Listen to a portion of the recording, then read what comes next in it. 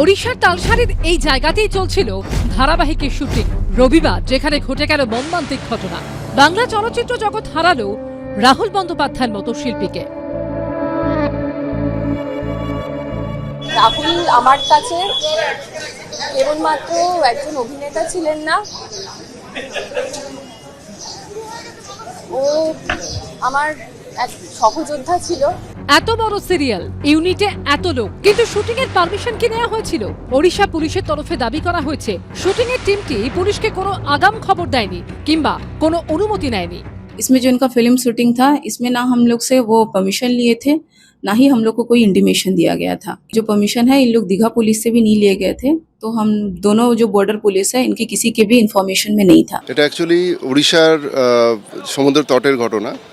বেঙ্গল পুলিশের বর্ডার থেকে, ওয়েস্ট বেঙ্গলের বর্ডার থেকে প্রায় 3 কিলোমিটার 4 কিলোমিটার মতো ভেতরে। সচরাচর ডিস্ট্রিক্ট পুলিশের কাছে একটা ইনফরমেশন ওনারা বলছেন যে ইনফরমেশন সেরকম ছিল না, আলিপুর পুলিশের কাছে ওই সময় কোনো ইনফরমেশন ছিল না। পুলিশ সূত্রে দাবি, সমুদ্রে শুটিং করতে গেলে অনুমতি নিতে হয় পুলিশ, কোস্টাল বিভাগ এবং স্থানীয় ফিশারম্যান সোসাইটির থেকে, যা ওড়িশা সরকারের মৎস্য দফতরের অন্তর্গত।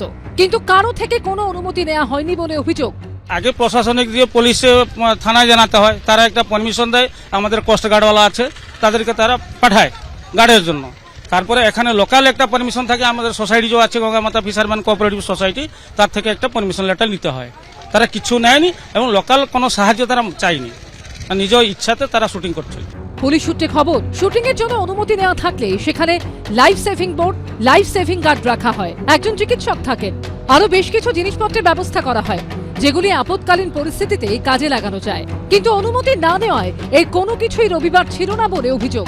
যে ধারাবাহিকের শুটিং এ তালসারে গিয়েছিলেন রাহুলরা, সেটির প্রোডাকশন হাউসের নাম ম্যাজিক মোমেন্টস, যার অন্যতম কর্ণধার হলেন লীনা গঙ্গোপাধ্যায়, যিনি পশ্চিমবঙ্গ মহিলা কমিশনের চেয়ারপারসন।